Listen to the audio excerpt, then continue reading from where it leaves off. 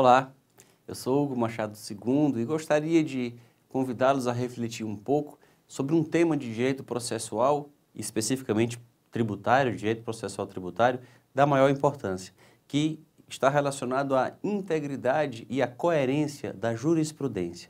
O novo Código de Processo Civil, ele prevê no artigo 926 que os tribunais manterão a sua jurisprudência estável, íntegra e coerente.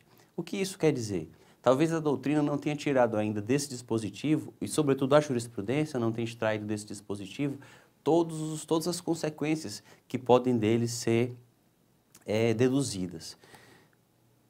Se nós levarmos em conta que os órgãos do Poder Judiciário, que o Poder Judiciário deve, no Brasil sobretudo, pelo menos em tese, as decisões são vinculadas à ordem jurídica vigente, os tribunais, os juízes e os tribunais aplicam o ordenamento jurídico vigente, e o ordenamento jurídico tem como uma das suas características a coerência e a unidade, então não é possível que um tribunal decida uma questão de uma forma e decida outra questão de uma forma diferente. As questões devem ter tratamentos coerentes entre si, já que fazem parte de um mesmo sistema de jurisprudência e aplicam, sobretudo porque aplicam um mesmo ordenamento. O ordenamento não pode ser um para uma questão e outro diferente para outra questão. A nossa ordem jurídica, porém, tem alguns instrumentos que permitem a superação dessas incoerências quando elas dizem respeito ao tratamento de um mesmo tipo de situação de fato.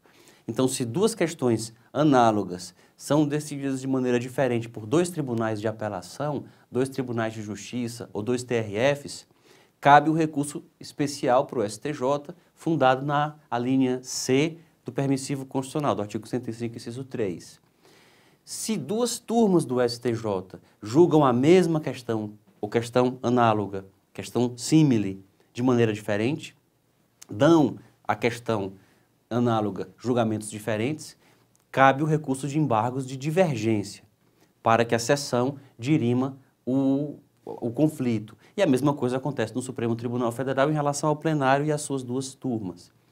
Mas não existe, sobretudo se nós consultarmos a jurisprudência do STJ sobre esses recursos, não existe um instrumento para superar incoerências entre decisões diferentes que julgam questões diferentes, mas que dão a essas questões diferentes julgamentos completamente contraditórios.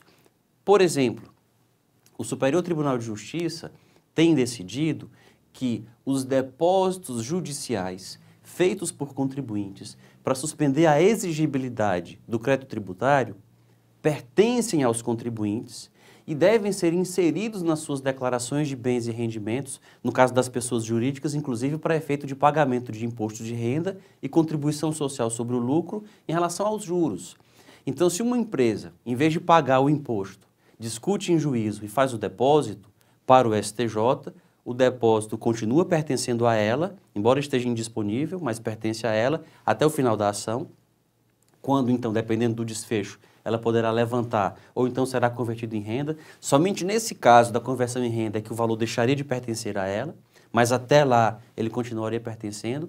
E os juros que esse depósito rendesse durante todo esse período não só pertencem, de acordo com o STJ, à pessoa jurídica, como devem ser submetidos à tributação pela CSL e pelo imposto de renda e à jurisprudência pacificada nesse sentido. Porém, algum tempo depois, quando foram publicadas as leis que consagraram os chamados parcelamentos especiais, a exemplo da 11941 de 2009, essas leis que consagraram esses parcelamentos especiais davam aos contribuintes o direito de pagar à vista o débito e ter um desconto importante nos juros. E diziam que no caso de depósito judicial, o depósito poderia ser usado para o pagamento à vista, o contribuinte desistiria da ação e levantaria a parcela dos juros que havia sido dispensada.